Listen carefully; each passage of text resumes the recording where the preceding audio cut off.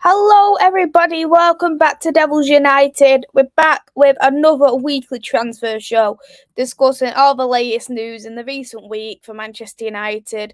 Plenty to discuss. To be honest, there's a lot more outgoings than there is incomings. The only incoming is really the Man United women's player and Onana, who's mostly linked.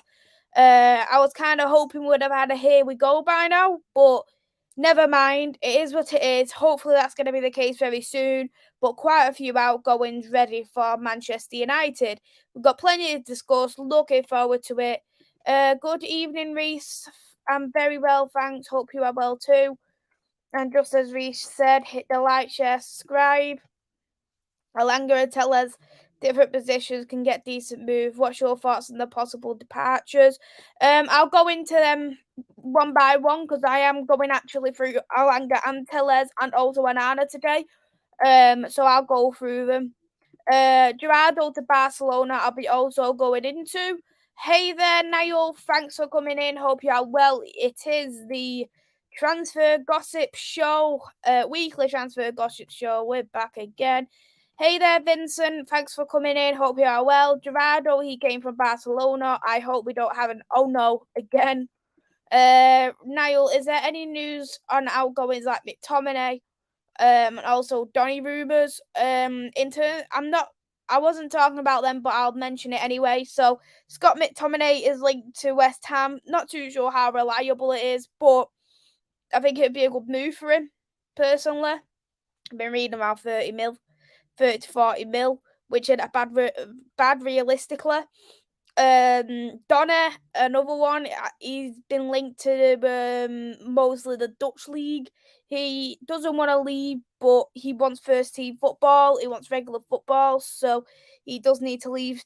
To be fairly honest, but on the recent on either of them, I haven't got the latest. To be honest, Gerardo will stay. I'm sure of it. Hey there, Rather. Thanks for coming in. Hope you are well. The female Fabrizio Romano. Not bad, not bad. To be honest, though, I do quite like David Armstrong. You can call me the female David Armstrong if you like. What's the FFP rules that Man United broke? So there were FFP. It was due to overspending from 2019 till 2022. I've been fined 300k. Numerous clubs have been found as well. Barcelona's been fined 500k. Theirs was due to not putting everything in the books for last year. Roma has been another team that's been charged. So basically, they're gonna get an all-inclusive cruise to UEFA with the amount of teams they've charged anyway. Hey there, Guna Gathering. Thanks for coming in. Hope you are well. Maisy, Oana hasn't been is not a done deal as of yet. It's been very quiet in terms of Oana today. No, here we go. So as it stands, Oana is not a Manchester United player. Hello, beautiful Maisy. Hello, Vincent. Thank you very much for coming in. Hey there, Doug. Thanks for coming into the chat. Hope you are well. Quite a few what's coming out as well for Liverpool with Fabinho and Henderson. So that'll be interesting to see where both of them go. Maisy, please don't body me like you did Tyson one night. I can't take it. It's funny that they come after us. They don't exactly. If they're gonna go for one club, they do need to go for other clubs, of course, as well. But hopefully, if they do find guilty, they do get whatever they are coming to them. At least we take accountability and won't dodge any fines or breaches. I can see a few clubs getting hit with transfer bans overspending due to FFP. Yeah, exactly. There has been quite a few teams who have been overspending for sure. No club has got it worse than Milan. That's another one who's been having issues with FFP as well as Inter. PSG has been another one as well. How many players do you see at the end of the season window for Man United? I'd probably say after one hour, I'd probably say 2 more at tops, probably. I don't think we'll get many more.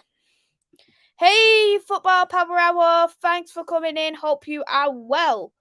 Mays, off topic, did you watch the Dele Alli interview?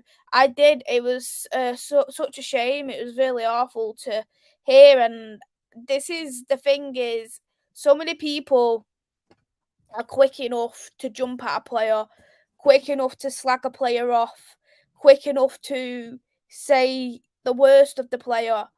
Dele Alli was a laughingstock by every single fan base. That's not a joke. He got laughed at by every single fan base. To be honest, I think that just really shows that I think a lot of people online don't realise footballers are also human beings. And I think it really opened a few people's eyes. And that's why I am very cautious when it comes to Sancho, because it has been open about Sancho's mental health. And I do worry that with our fan base is we're just gonna be as bad. We're just gonna treat him poor, which is why I'm not. I will defend Sancho. Another one, even though a lot of people don't like him, Harry Maguire.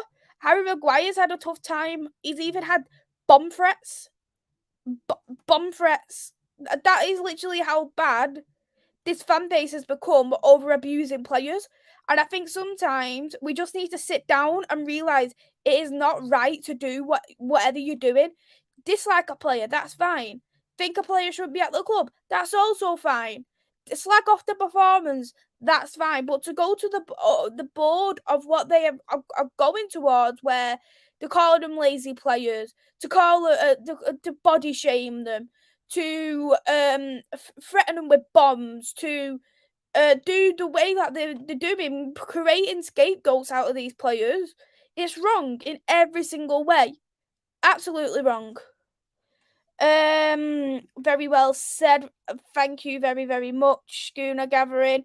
Fair play to Ali for speaking out. Can't have been easy. Absolutely. It takes a lot of guts to take out and to speak out, because a lot of people are nervous. A lot of people don't like opening up. And I think he done an amazing job. And I know I've been very critical with Gary Neville, and I think Gary Neville handled the interview extremely well. So my hat's off is always to there with Gary Neville also. Through that interview made me think about Hazard, Sancho, Maguire, and many others who might be going through stuff. Exactly. I always critique, but that's where I stand, but I won't abuse. Well said. Some minority of fans need to wake up. Like you said, open their eyes. Death threats, online abuse is wrong in so many levels. You spoke fact and real talk. Thank you very, very much. Another thing as well is they taunt ex-players that continue to struggle. It's what they do. Paul Gascoigne is another. So let's talk about the transfers. We'll start off with Fred. Fred's looking like he's going to be one of the first players to be leaving Manchester United. And he has been linked to numerous of clubs. So this is the statement that got announced last night by Fabrizio Romano. Who it says, Galatasaray has approached Manchester United to sign Fred. Opening proposals already submitted, rejected by Man United. Transfer fee was below expectations. Fred will leave Man United in the summer, as Saudi clubs, Fulham, and other Premier League clubs are working on it. So here's another one who I will say is been slagged off massively by Manchester United. And I think the thing is with Fred is, as much as I want to keep Fred, I like Fred. Don't get me wrong. I actually quite like Fred. But the thing is, he's got 1 year left on his deal. I think by the looks of it, he isn't a starting 11 player, but we need to look at as in to say, right, we can get some kind of money, because he is still one of our most expensive signings ever. in Manchester United history. So we should be at least getting something. And I think Manchester United are looking around 20 million for Fred. 20 million for 1 year left on his contract is a fantastic bargain for how Fred can perform. We've seen it at Man United, we've seen it in Brazil. He can perform when he's in that right setup, when he's got the right players around him. At time to time, when we have watched Fred, he's been absolutely unplayable. The Manchester United game at Old Trafford, we need to look at, for instance, is he was superb, and he plays with passion, he plays with his heart, and I think he would do that whatever club he was at. And we knew Fulham was interested from the very last day of the season. The Saudi links are looking very, very strong as well. But I think wherever Fred will go, I think it will work out. Because if he went to Fulham, he's got Palhinha next to him in that pivot, and I think next to Palhinha, he is going to be absolutely fantastic. Because when Fred has got a fantastic defensive midfielder next to him, he is brilliant. He is absolutely brilliant. I mean, Palhinha for me is one of the best defensive midfielders in the Premier League. I would personally say he was in the top 3 best defensive midfielders this season. And he was probably, for a lot of people, one of the most surprising ones because nobody watches the Portuguese league, and let's be real here. So I think he'll look fantastic next to Palhinha. And I think they'll have that great connection to Portuguese links because Fred is Portuguese speaking. Galatasaray is another club where it is building. They are getting some players in. I think Icardi was one who's recently gone. And I think at the moment, if I'm not mistaken, Zaniolo is currently at Galatasaray. So he's got some great players there again. And I think the team they're trying to build the team into a much better team as well. And then we'll have a look as well at this tweet, what got announced today. So the tweet got announced today. Breaking: Fred is in talks to join let's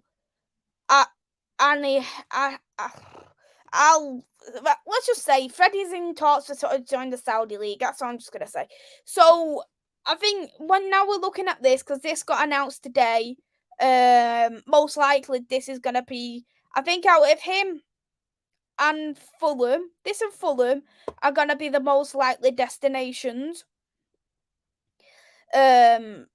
And to be honest, if he does join the Saudi League, fair enough.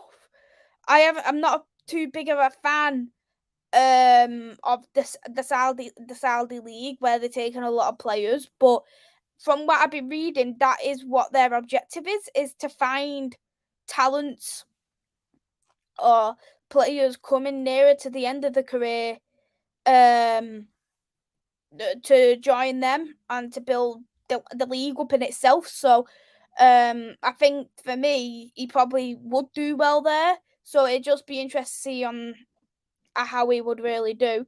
But I don't know much about the Saudi league. I'm not gonna. I don't know if how good the club is, and we know that he'll probably be on fantastic wages as well if he was to join. And Fred was always gonna put his family first. No questions about that. Mays, for you, how realistic is Amrabat at Man United? I'd say it's a 50-50 for me. Just because everything's still only transfer links at the end of the day. So I do personally hope we was to get Amrabat. I'd absolutely love it, but I think at the moment it's just more 50-50, and it's just also going to depend on if Manchester United get enough funds. I hope Fred doesn't go Saudi League. If Fred goes to Saudi, can't blame him. Thoughts on the money Jordan Henderson could be earning at Saudi under Gerrard? I think it's either 600 to 700k. If he does, then fair play. Like a lot of people have slagged off this Saudi league. Even I've slagged off the Saudi league. But say, for example, someone approached. Like, I'm just gonna everyone's been slagging off the Saudi league, and I'm not gonna be. I'm not gonna be like, but I won't melt and go. Oh, I've not said anything. But right, let's look at this for instance. Jordan Henderson. The players, the fans, are not too welcoming with Henderson. Club captain, won everything that he can in the Prem. He's won everything he can in Europe. In terms of the Champions League, the FIFA Club World Cup, the Super Cup. So then, so if you was an employee and another employer approached you and gone, "What you want?" and you go, "100k," and I go, "Right, I offer you 700k." You'd literally take the pay rise. Who realistically wouldn't? I liked Fred since day one. He just understands the club. Henderson isn't going to be on 700k. It was just rumours. He will be on good money, tax free if he goes. Henderson from 190k to 700k is mind baffling. I saw them rumours about Henderson could be earning, if he goes to Saudi, he'd get 400k after tax. People acting like they would take exactly, Ravi. I completely agree with that. Yeah, you would take the money like anyone would. It's one of them, isn't it? Thoughts on Arsenal signing Man United target Timber. Timber wasn't our target this season. He had a chance to come last season, and if you want me to be honest, we did get the better way in the end. Because if we'd signed Timber, we would have never signed Lisiandro. But yeah, Timber wasn't a transfer link this season, so it was basically done and dusted. We're just not interested in him. I don't think Ten Hag really wanted him in the end. In Saudi, it's tax free. They're building a good team. Galatasaray. If you're offered my life-changing money to go to Saudi, of course you'll take it and bite the hand off. Yep, agreed. Al Hilal, their most successful club. I wouldn't take it because it's not competitive enough for me. Yeah, but I'm talking about wages in itself. I know if you're in your prime, you want to win trophies. But if you're like Fred, or if you're like Ronaldo, if you're like Messi, or if you're like Koulibaly, what more have you realistically got to offer? So I just take the money. I would genuinely take the money. But if you was like a Harry Kane who's won crap all, you'd take the trophies. We need to wait and see. They will show live broadcast eventually if it's successful. No, but you would take triple pay if it's offered at your job, etc. Hey there, Twilumber. Thanks for coming in. Hope you are well. Good to see you. Yeah, so we've already spoke about Fred now, so we'll go on to the next one, which is Alex Telles. Alex Telles, he has been reported for a move out of Manchester United. The thing is it's the matter of if he's going out on loan or if he's going permanently. Benfica wanted a loan and then signed him permanently on a free next year because Manchester United, his contract runs out at Manchester United next year. So that was a potential option. And then the reports were from today with Alex Telles is Al Nassr are offering 15 mil, including add-ons for Alex Telles. Telles is hoping to move permanently to Seville, but their financial problems are not allowing that to happen. Man United are happy to accept Al Nassr offer. Player discussing personal terms, talk continue. Yeah, so we do know what's currently going on in terms of Al Nassr is apparently they've got a ban on signing players. If they do, then it's one of them. But I think for me is with Alex Telles, he does need to leave Manchester United. This is not me this is not me again slagging off Alex Telles. I just simply don't think it's worked out at Manchester United. And that's due to the fact he couldn't get into the squad at that point. It was Luke Shaw had one of the best seasons, and Alex Telles got very rusty because we barely rotated the team. And I think, considering when you're looking at the defense now, it's even harder to get in, because if we're gonna get into the actual players itself, let's have a look at our defenders, for instance, who's still at Manchester United. We've still got quite a few here left over. So here's the Manchester United's first team. The ones who can play as left back, Martinez is one who could play at left back. He's played at left back at Ajax. Malacia, a left back. Diogo Dalot is another one who's played at left back. Luke Shaw is a left back. Brandon Williams is a left back. Alvaro Fernandez, a left back. So, as you can see here, there's literally five primary left backs and two others who can play at left back if there was injuries. So we've got more than enough cover for the left back role. If anything, I personally say is the left back role is probably our most secure position on the pitch, just because we do have a fair few. We've got Malacia, we've got Luke Shaw, and I think eventually Alvaro Fernandez will be another one who will get into that left back role. It's a shame for Alex Telles, don't get me wrong, because when he was at Porto, he was fantastic, and we needed someone who was able to attack, because as an attacking fullback, he was absolutely sensational. He was probably one of the best in Europe at that one point. And I think we needed that kind of bit of fresh air, because Luke Shaw was on that bit of a decline. We can see here he's 30 years old now, so we're not going to get too much more now out of Alex Telles at this point. Especially if he doesn't want to be at Manchester United, he doesn't want to extend his contract at Manchester United. There's no point in keeping him. He's had 50 appearances for Manchester United. He scored one goal. That goal was in a European competition. And if we're going to look at statistic wise for Alex Telles,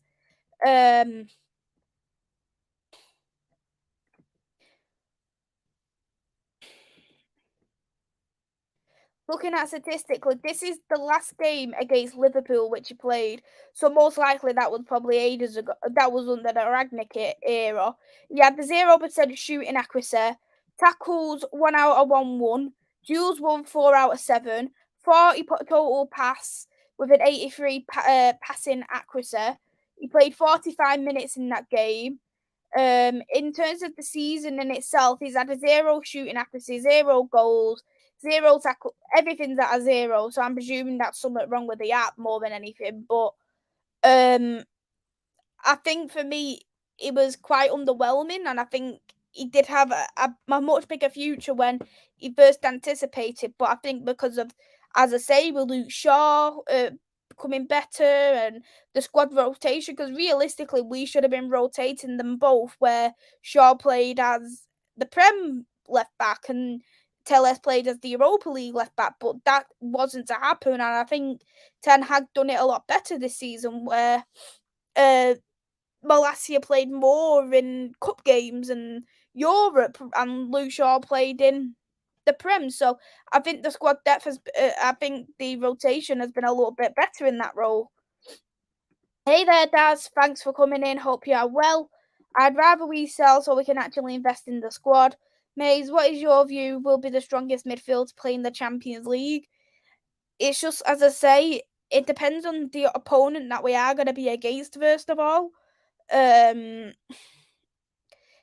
you give me an example of a team, I'll try and give my best midfield. Hey there, Andrew. Thank you for coming in. Hope you are well. I've heard Rice are stalling on the Rice deal due to the payment structure. I do personally think, though, in terms of the payment structure, this is the thing: is West Ham want it quickly. They want to invest in that squad because they've won that Europa Conference League. They're going back into the Europa, so they're gonna want to try and sign fantastic players, and that's understandable. They want the full payment in 18 months. But if you really want the player, you'd do that, to be fair. I've heard some Arsenal fans is getting announced tomorrow for Rice. West Ham fans are convinced Arsenal are stalling. Maisy, shall I put the pin in or have you? Yeah, pop the pin in if you like. If we had the right players in attack, Tellez would have worked. He's a good player, but didn't work at United. Tellez just didn't get it going at Man United. Yeah, I completely agree with that. 100%. To think Tellez played as LCB in the 4-0 friendly versus Liverpool last year, then get loaned. Always like Tellez. Should have done more though. Lodi signs to Marseille for 5-year deal. It's a great move for Lodi. I think he was pretty okay, to be honest. I don't mind Marseille as a club, so I hope he does well. Arsenal in general are slow. No wonder they are fuming. Hey Jarvis, hope you are well. Thanks for coming into the chat. I hope as well you are having a fantastic holiday. Examples of Napoli on Bayern. Bruno as a 10. If we get Amrabat as the 8 and Casemiro as a 6. Yep, so there's Dazzy's pin for his fantasy football. So if you are interested in joining Dazzy's fantasy football, you can do.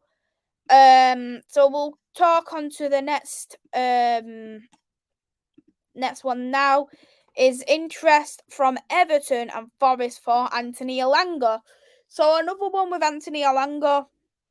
I've always said the problem is with our youth players, they're thrown into the deep end massively at Manchester United. Rashi being one, Alanga being a second, and that's something that I never wanted for Alejandro Garnacho.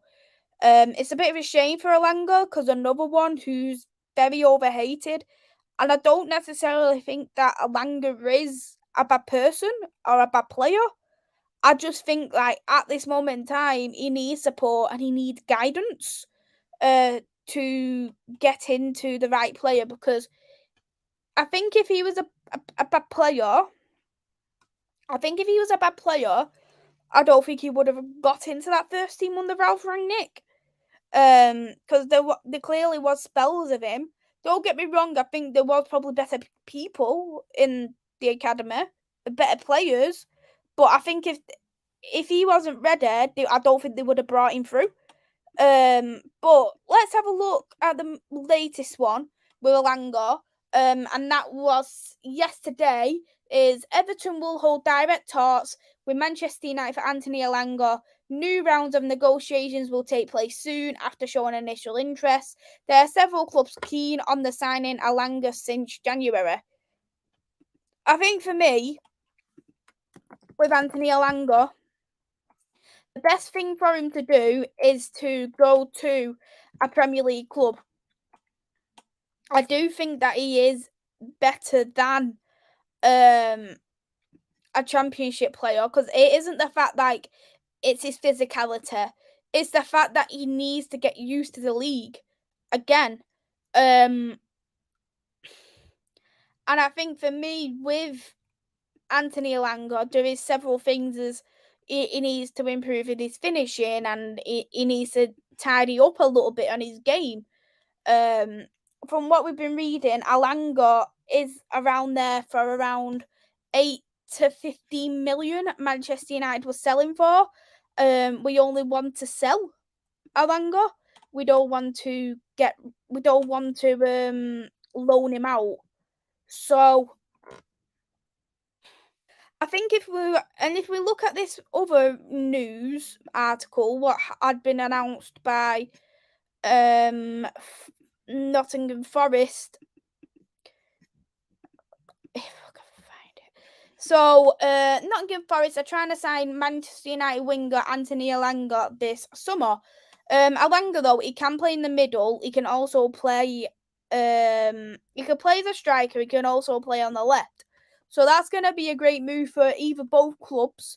I think really you need to look at it. He's an international. He plays for international football for Sweden, first team football.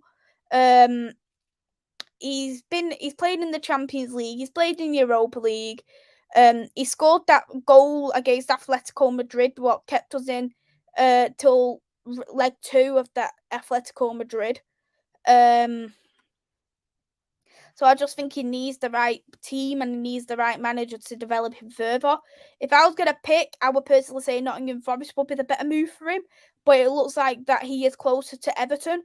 I do think, though, when I look at Everton, is who's really going to provide for him, who's really going to give him the goals. Because it's not necessarily they don't have a goal scorer, it's the fact they don't have anyone to score who could provide them the goals. We can see that Dyche is going to bring Brexit football to Everton probably most likely this season. As much as I don't like watching the football, how his philosophy, the philosophy works. That's why I call him the Diego Simeone on a budget, because that's what he is. He basically plays completely different to everybody else. Very defensive, tight football. So he can hold out wins, gets the 1-1 draws, and that has worked best. Go and play the long balls. Get a goal, a scruffy goal from a corner. That is exactly what Daishi is all about. And I think for me is I don't think that will work for Elanga. I think if you're gonna develop a player, he can't go to the likes of Everton for me, in my opinion, just because I just don't think that kind of philosophy works. That's why I would say Nottingham Forest, because he's got Brennan Johnson, he's got Iwobi, Morgan Gibbs White. He's got quite a few players there who is around his age, and he get along with. Steve Cooper is a very young manager, known to develop players, so I think Forest would be a much better move for him, in my opinion. Hey there, Liam. Thanks for coming in. Hope you are well. Will Elanga leave us? Man United's cashing in there. Forest getting Willian. Will they want Elanga also? I'd probably say so, to be honest, because Willian is probably more that kind of experienced player, whereas Elanga will be someone who could come off the bench or someone for cup games or whatever. Elanga played so many games that he got found out so fast. Sadly, he has to move on now. He has good qualities and hard work, but he needs to move on. Elanga to Forest will be a good move, will suit his style and get regular game time there. Jarvis, latest rumour, Fiorentina are trying to make a deal with Juventus Arthur Melo. It's interesting because he will be Amrabat's replacement. That is very, very interesting. I wouldn't have thought Fiorentina would want a goal for Arthur Melo, especially with what happened at Liverpool last season, but I don't know. I look at Arthur Melo and I don't see the resemblance with Amrabat, but maybe they've got some kind of different plans, Fiorentina. I actually thought Willian is under contract still at Fulham, as he's had a great season last season. That's a decent signing for Forest. When do you play in Scotland? Wednesday around 2 p.m. I think it was. Yes, it is Arthur, the one from Liverpool. We play against Leon Daz. Elanga or Willian will be some business at Forest, and this is the kind of sign, realistically, Forest, one, need for squad depth, and two, is to stay up in the Premier League. I think they're being a lot more smarter and sensible, in my opinion. What are your thoughts on United's window? To be able to say right now, just because we still got another month until the Prem starts, and we still got about 6 or 7 weeks till the transfer window ends. If we get Onana, I'd probably give it a 6.5, but Amrabat could make it a little bit better. Maisy, did you hear United are sending a team to Chester FC I haven't heard that, but that's very interesting. Well, Mays, love your Sean Dyche comparison, but it's so true. Alanga could lead a tweak for Cooper's system. Instead of a front two and a 10, we could see a 3-4-3 instead, although Alanga plays a 9. I think the thing is, though, I don't think Forest suit a back three. They played a lot better in the 4-3-3, especially when it comes to at home. So I think Cooper's going to do what the team has worked out best with, which is the 4-3-3 play. That's what he has mostly used this season. So Serge Aurier as the fullback rather than a wing back. You've got fantastic play. You've got as well Felipe in the centre back role. You've got John Joe Shelvey, Yates, Gibbs White, Brennan Johnson, Ayarobi I've already mentioned. So I don't think that they will change to the back three, because we have seen this season they have been absolutely caught out in that back three. Brennan Johnson strongly linked to Villa. That's very interesting. Villa are interested in Musa Diaby. Heard that. Arthur Mello. More like Arthur Marshmallow. He was playing on Wednesday. Man United versus Lyon. Why is it being played at the rugby ground? No clue. Hey there, Sean. Thanks for coming in. Hope you are well. Andrew, I still give it a 0 if we don't sell some players. I think we probably will, but it's just a matter of how many. That's the only problem. Mays, do you think United will be strong enough for next season? Again, I can't answer that until we come to this season. If ask me again the week before the Prem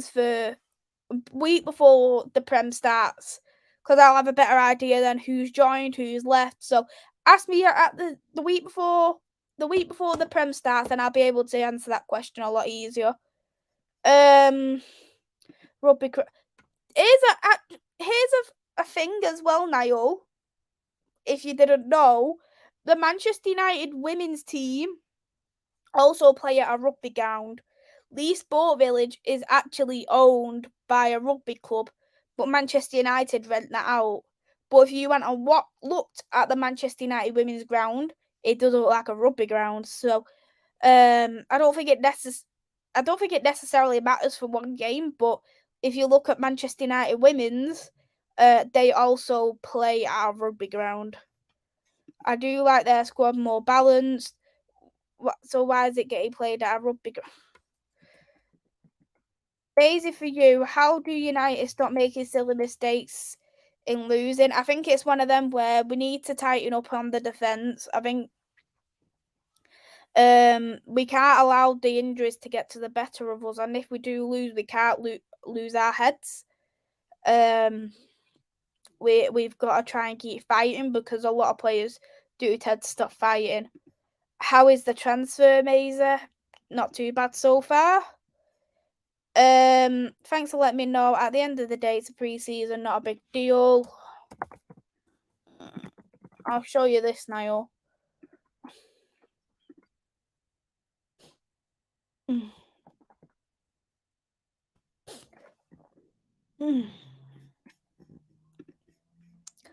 I'm going to show you this now regarding Leigh Sport Village before I continue.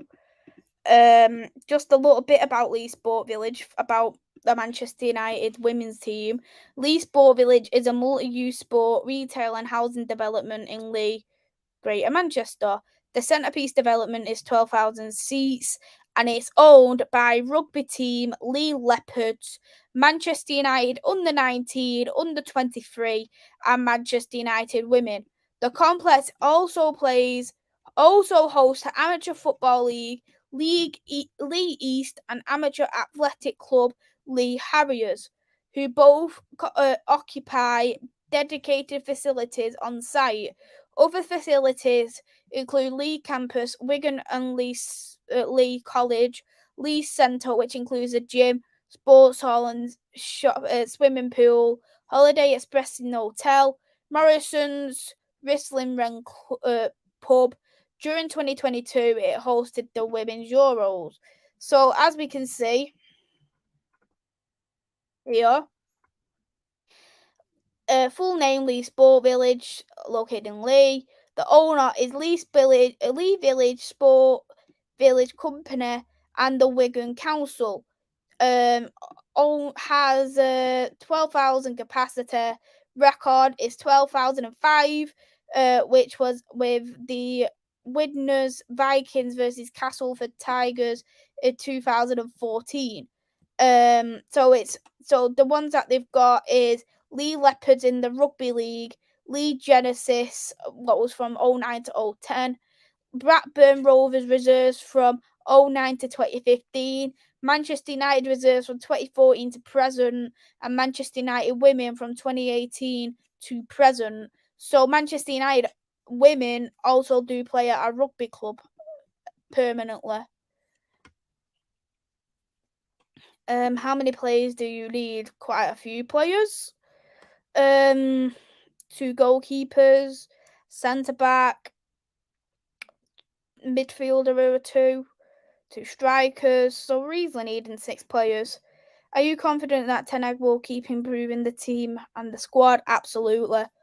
From what most of the signings he's made have been good signings. So we'll touch on this one. Gerardo to return to Barcelona. So we've seen it here. The Barcelona are negotiating to re-sign Marc Gerardo. I think the thing is with Marc Gerardo is I think he does look like a great talent. Can play as a right back. He's only really ever played. He hasn't played a single senior minute yet at the age of 19. And I think for me is with Marc Gerardo, he needs first team minutes. If that's gonna be at Man United, if that's gonna be at Barcelona, or if that's in going out on loan, he needs first team minutes. I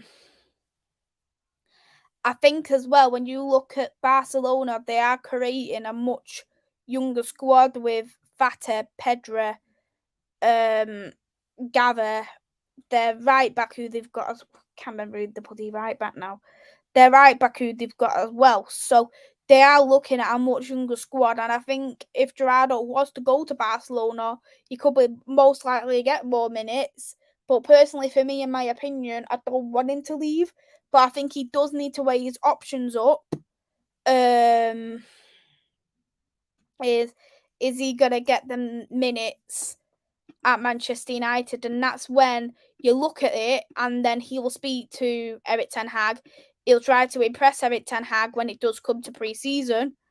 Say, look, I'm ready here for first football. I want to stay at Manchester United, blah, blah, blah, blah. So I think it's just, for me, all depends on how he really performs at 1, pre-season, and 2, as much as we're saying we don't want to let go of Gerardo, we need to see what the manager really wants to do. Because we said the same, we don't want to get rid of Chong, we don't want to get rid of Abel Gomez, we don't want to get rid of Zidane Iqbal, but we need to look at what's best for the player, not what's best for the fans. Hope he doesn't leave. I rate him. Will this kid get a few minutes at the end of games? I think for me, it just depends if Erik ten Hag thinks he's worthy and good enough for that first team, because he's not just going to throw a player out into the first team if they're not good enough to play in the first team, where they could get eaten alive. So I think for me is it just depends if Ten Hag rates him and wants him. How long does a contract have to be before they leave? They can leave at any time in the contract as long as it's bought out.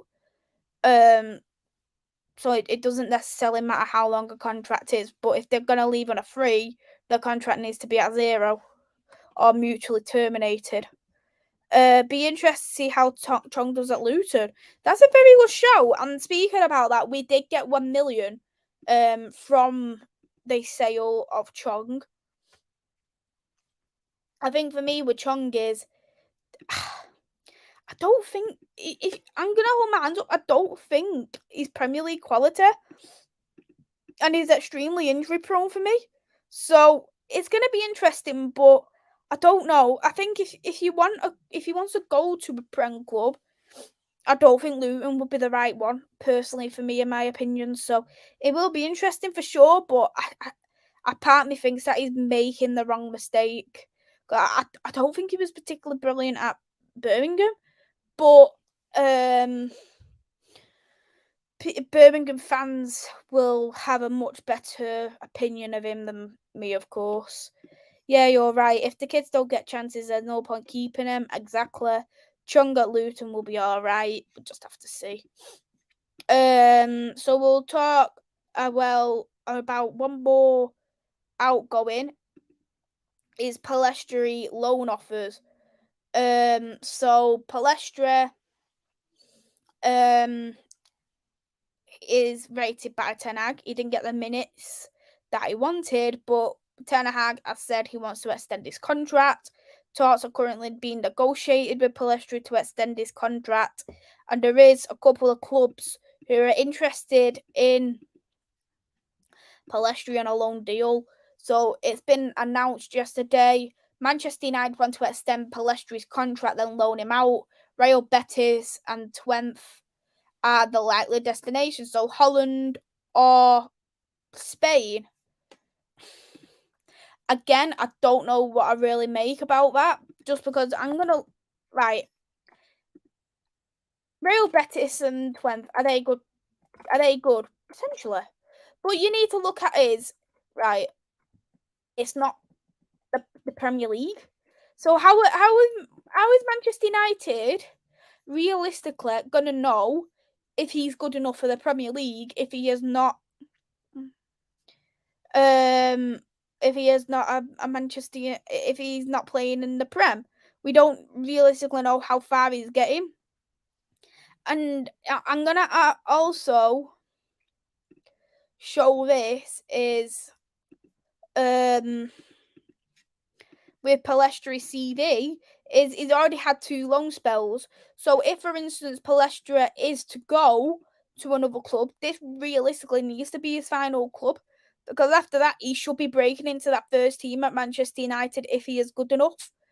And we paid money for him. So you think that he would have a bit more of an option? He was bought for 9 mil. And I think if we bought him for 9 mil, he's already getting into that Uruguay first team. If he's not getting in there, just let him go. There's no point in extending someone's contract where, in my opinion, they could not be good enough for the club. And then again, we just really need to weigh up the options yet again. Is he going to get the minutes at Manchester United? And why can't we look at loaning him to a Premier League club? Because there is plenty of Premier League clubs who will happily take loanees. Chung at Luton will be alright. Chung play for Birmingham. Is Chung any good? I'm not a big fan of him, but a lot of people probably say different. Could be a good signing for Luton. Would you take Ten Hag as manager? Ten Hag is my Manchester United manager. I'm a Man United fan, should I remember. So, of course, I'd take Ten Hag. Mays Palestri, is he good enough for Man United? Again, I've not seen. I personally not seen too many minutes of Palestri at Man United. People are hyping Palestri up over the odd 10-15 minutes, and that is exactly the same thing what we done with Donna. And look what happened with Donna. We need to get starts out of Palestri to see if he does look the real deal. The difference is with Garnacho is that he's coming off the bench making differences. He's getting a couple of starts in cups. Palestri hasn't had either. So I couldn't say if he's good enough right now. I've already mentioned the clubs now, Real Betis and Twente. So one like Fulham or Palace, even Palestri to test him out. Brighton, another one who's in Europe. Aston Villa, another one who's in Europe. Luton could have been a potential shout with him joining the Premier League. Trying to think of other ones. Wolves could be a potential option because they're wanting to look at getting rid of Costa. What do you rate him out of 10? based on what we've watched, 8. Yeah, so that's the ones for Palestra. So we'll talk about Onana now. I'm not going to go into much into Onana because we've spoke a lot about Onana for the last couple of transfer shows, and I'm hoping there is going to be a here you go soon. So I can actually talk about him in a lot more detail. And if the here we go does come soon, I will talk about him in a lot more detail than what it actually is. But I'm trying to have a look here. Again, there's been nothing at all about Onana. But this is the latest one. Oh crap, got the wrong thing up. So this was the latest one regarding Onana. Was Andre Onana on his final dinner at Milano, here with Javier Zanet's restaurant. Manchester United and Inter are close in on the final details of the deal. All parties expect Onana to become Man United player in the next few hours, almost there. So that was the last update by Fabrizio Romano. But that's it. So we're just having to see. So hopefully by the end of the week, he will be a Manchester United player. But Manchester United are slow as anything, so we just really have to see on that one. But whenever he does join, I will do the here we go video and discuss about him in a lot more detail. Maisy, could Palestra? I think Palestra could get game time in the early rounds, but they're all again in the start of the season, so then he'd be benched for the rest of the season because he's not going to get into the Champions League games. The FA Cup's only a couple of games, and I think the same again with the Carabao Cup, so we could even be playing like 10 games max a season. So we just have to see. But I think if we're going to loan him, it needs to be a Prem club. What players should Man United keep? Well, I could answer more who should Man United get rid of, but we've still got some great players: Martinez, Varane, Cass, Rasha, Bruno, Mount, Ericsson. Still quite a lot of players who Man United should keep. Onana would suit Eric Ten Hag's system, and plus as well, he knows Eric Ten Hag's system, the way Eric Ten Hag plays. So I think, as I've said on previous streams, is that Eric Ten Hag is bringing in players that he trusts, who he has worked with, and I think they're doing more of the world of good because you need to build connections. You need to build it not just with player to player, but also with player to manager and player to fans. And I don't think he would bring him in if he didn't have no confidence in him. Brighton reach agreement to sign Romanian player winger Malzuli from Thrall. Interesting. So we'll finish on the final one for Manchester United women. Is Manchester United interested in Carolyn? So it did get announced this week by Soccer Donna, according to Catherine Battelle for the Daily Mail. Manchester United reportedly interested in Carolyn from NC Courage. Do you think the Brazilian will be a good replacement for Alessia Russo? I am just gonna firstly make one thing clear: is this post the last one? Right, we need to look at this last question. This question here: Do you think the Brazilian will be a good replacement for Alessia Russo? I genuinely think that is a very crappy question. I will tell you why I would say that is. Carolyn isn't a striker; she is a winger, so we can't exactly say, is she a replacement for Alessia Russo when she isn't a striker at the end of the day? It's just like saying, it's just like saying bloody, it's just like saying, like, if, say, for example, Manchester United with Gemma Evans, and then Gemma Evans played as a striker. Would she be a good signing to replace Russo when she plays more as a centre back? It's just a stupid question.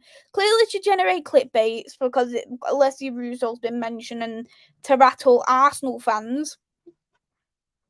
But in terms of Caroline itself, she's a Brazilian winger, 23 years old.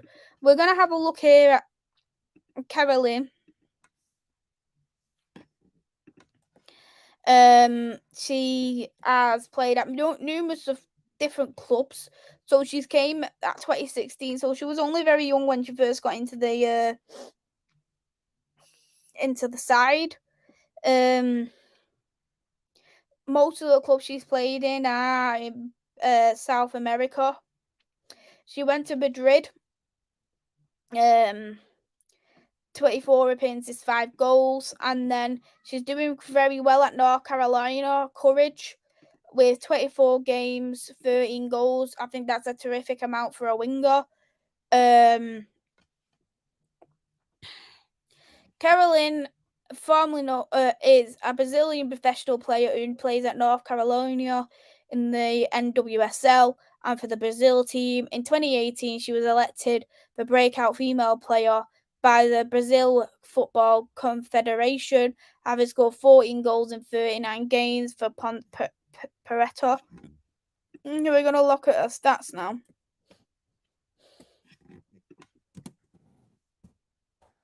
If we're going to have a look at her stats now, she's had this year 13 games, 8 goals. Last year, 13 games, 6 goals, 4 assists, which is a fair good amount. 14 games, 4 goals, 7 assists in the Madrid, in the women's Spanish league. And I think, again, because people are just going to look at the golden goal, that's not very good. But if you look at goals and assists, she's clearly looking like one of them kind of ones who do provide. So again, that's great. Can't see her assist for any other ones. So she looks more of a creating type of winger more than she is more than she is one of them kind of wingers that would shoot it and cut. So I think it's a very good move to develop the team further. Onana is certified. What's the latest on Will Fish? Apparently, there's going to be another loan at Hibs, and there was also links with Birmingham. But we'll be talking about Will Fish in the player transfer show. I mean, the player profile show, which is going to be on Wednesday. So you can check that out, and you can speak to me and a Hibberdine fan about that. I think West Ham are looking at Alvarez from Ajax. That's a very, very good shout, to be honest, Liam. I think that's a great signing for West Ham and a great replacement for Declan Rice. Maisy, that Onana video on Flying Pig is class. I love that. That'd be a good signing for West Ham. How much will she cost? Roughly around, I think from what I've seen, roughly around 200k or something. Hey there, Ian. Thanks for coming in. Hope you're well. Are you going on a date? I wish I was going on a date, but no one's asked me out on a date, Ian. No one's ever asked me out on a date. So, yeah. Thank you very much. I just went to work. That's all. Thank you so much, though. True, mate. A replacement for Rice, absolutely. How many WSL teams have an in and out player with an in and out proper striker and make more shifts? I need to think now. I think probably every single one of them do, actually. They all play with an in and out striker. Because Sam Kerr's an in and out striker. Arsenal got multiple strikers. City had Bunny Shaw. We had Russo. Aston Villa had Rachel Daly, who's better on there.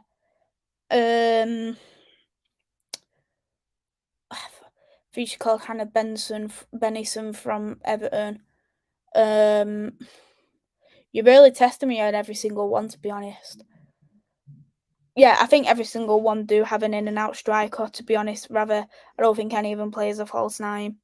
But with that, we will wrap it up. We did have quite a lot to discuss about today. In terms of the current situation with Man United, current transfer links. So thank you all very, very much. Hit that like button, hit that share, subscribe. I will go live when Anana is actually a done deal. Whenever that is, God knows, but I will be keeping my eye on it. Because Fabrizio did say here we go was going to come today, but I don't think it's going to happen now because it's far too late. We'll have to see. So if I do go live on the weekend, it will be for that. That's it. But I do have the Will Fish player profile. I've got the transfer show back again next week. So go and check that out. Hit that like, share, subscribe. Thank you so much, mate. Sorry to hear as well, Ian, you're not feeling too good. I hope you are well. Thank you very much, Niall. Hey there, Luca. I'm well, thank you. Hope you are well too. And big up to yourself, rather. Have a lovely evening, all. Take care. Bye bye.